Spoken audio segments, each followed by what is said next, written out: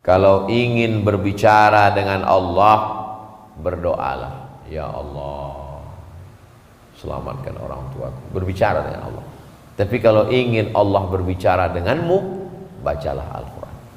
Ketika kita sedang membaca Quran, seakan-akan surat cinta dari Allah. Allah ingin berkata-kata denganmu. Merasa terasing jauh dari orang tua, dalam keadaan sedih, dibacanya Quran. Ma wadda'aka rabbuka wa ma qala. Allah tidak meninggalkanmu, Allah tidak membiarkan. Terasa hidup ini berat, sulit, susah, baca Quran. Seakan-akan Allah berkata kepadamu, alam nashrah laka sadrak. Apakah belum kulapangkan dadamu? Bacalah Al-Quran, seakan-akan dia turun kepada.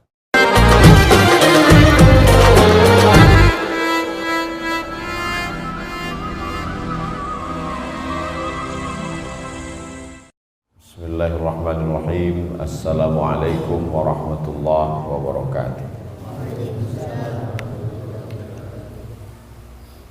Alhamdulillah wassalatu wassalamu ala Rasulillah wa ala alihi wa sahbihi wa man da'a bi da'watihi wa istanna bi sunnatihi ila yaumil liqa'i rabbih wa ba'd.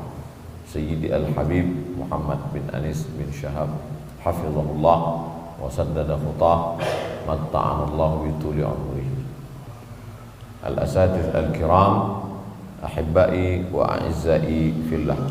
Adik-adik sekalian, insyaallah kita semua dimuliakan Allah Subhanahu wa ta'ala. Amin ya rabbal alamin. Seandainya terbakar semua Quran yang ada di dunia ini, yang ada di perpustakaan Maroko, yang ada di Makkah, di Madinah, hancur semuanya, terbakar, apakah Al-Quran hilang dari permukaan bumi? Tidak. Quran masih tetap ada. Di mana? Di handphone. Karena ada aplikasi Quran digital. Lalu kemudian lewatlah satu meteor di atas bumi. Meteor ini terbuat dari besi. Besi berani karena dia menarik, magnet. Ditariknya semua yang ada di atas muka bumi ini. Mobil tertarik, motor tertarik, besi-besi tertarik, handphone kita pun tertarik. Quran di kertas hilang, Quran yang ada di aplikasi hilang. Apakah Al-Quran hilang?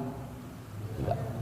Al-Quran masih tetap ada di kepala santri-santri Habib Muhammad bin Anis.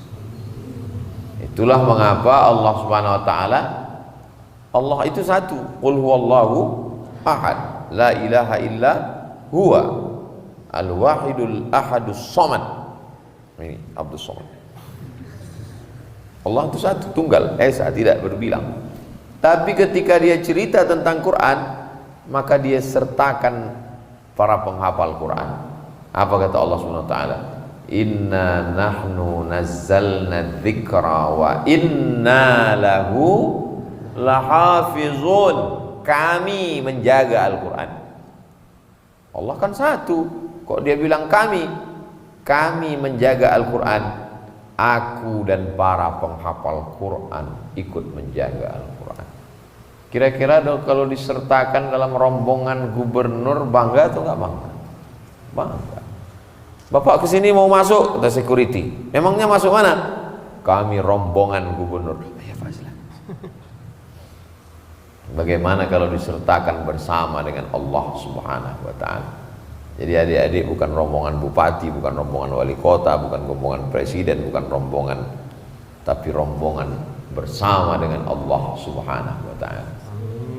Inilah orang-orang yang dimuliakan Allah. Al-Quran di dalam kepalanya. Ada kertas. Kertas bisa dibuat layang-layang, kertas bisa dibuat mainan, kertas bisa dibuat tisu, ingus, kertas mohon maaf bisa dibuat menjadi tisu pembersih kotoran.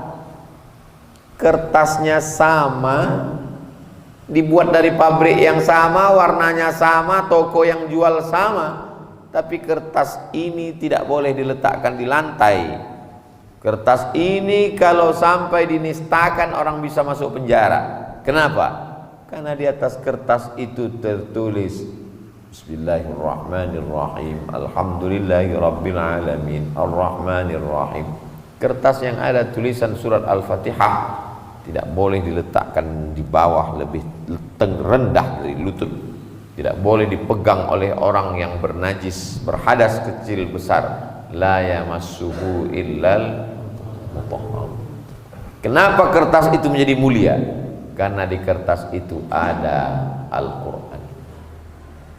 Gua, banyak sekali gua-gua di dunia ini. Gua, katanya gua yang paling banyak di Jakarta. Siapa lu, siapa gua? Gua lobang batu di atas gunung banyak di Indonesia, tapi isinya cuma kalong. Gua Batman. Tapi gua itu menjadi mulia. 4,7 juta jamaah haji Indonesia ingin naik ke atas gua itu. Ada apa dengan gua itu? Karena di dalam gua itulah turun Iqra bismi rabbikal ladzi khalaq, khalaqal insana min 'alaq, iqra wa rabbukal akramul ladzi 'allama bil qalam, 'allamal insana ma lam ya. Menjadi mulia. Ada orang mencium kulit kambing. Ngapain ente cium kulit kambing? Saya bukan nyium kulit kambing, saya mencium apa yang ada di dalam kulit kambing itu. Apa yang ada dalam kulit kambing itu? Kulit kambing ketika menjadi sampul Al-Quran. Dicium kulit kambing itu, dikasih parfum, dipeluk, dibawa, diletakkan mulia, dimasukkan ke kotak kayu jati, dibalut dengan sutra, diletakkan di rumah orang kaya. Aku nikahkan engkau dengan anakku dengan mahar seperangkat alat sholat dan kitab suci Al-Quran, gak pernah dibuka sampai mati tunai. Menjadi mulia kulit kambing. Padahal awalnya kulit kambing itu hina, digunting-gunting jadi sendal tapak kaki. Nasib kulit kambing ketika dibuat jadi beduk, belum bangun orang subuh sudah dipukul duluan. Bang, bang, bang. Tapi ketika dia dekat dengan Al-Quran, dia menjadi kemuliaan. Gua menjadi mulia karena Quran. Kertas menjadi mulia karena Quran. Kulit kambing menjadi mulia karena Quran. Bulan Januari, Februari, Maret, April, Juni, Juli, Agustus, September, Oktober, November, Desember tidak ada dalam Quran. Tapi ketika Quran turun di bulan itu, langsung disebutkan dalam Quran, Syahrul Ramadan alladzi unzila fihil, bersanding dia dalam satu ayat. Bulan menjadi mulia. Enggak ada Syahrul Rabiul Akhir, enggak ada. Syahrul Zulhijjah, enggak ada. Tapi ketika turun Quran, bulan itu ikut menjadi mulia. Malam Ahad, malam Senin, malam Selasa, malam Rabu, malam Kamis, tengah malam, midnight, malam tahun baru. Tapi begitu Al-Quran turun malam itu menjadi malam yang mulia. Inna anzalnahu fi lailatul qadr. Dalam ayat lain, inna anzalnahu fi lailatin mubarakah. Kenapa? Karena pada malam itu turun Al-Quran. Apapun yang bersanding dengan Al-Quran menjadi mulia. Mulutnya sama, lidahnya sama, bibirnya sama, tenggorokannya sama, air liurnya sama. Tapi yang satu dimuliakan, diminta air, disuruh tiup, baca.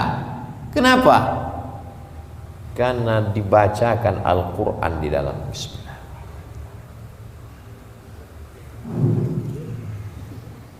Dan ketika ayat-ayat itu dibacakan dari mulut masuk ke dalam air, muncul molekul-molekul cahaya yang bentuknya seperti bunga kristal.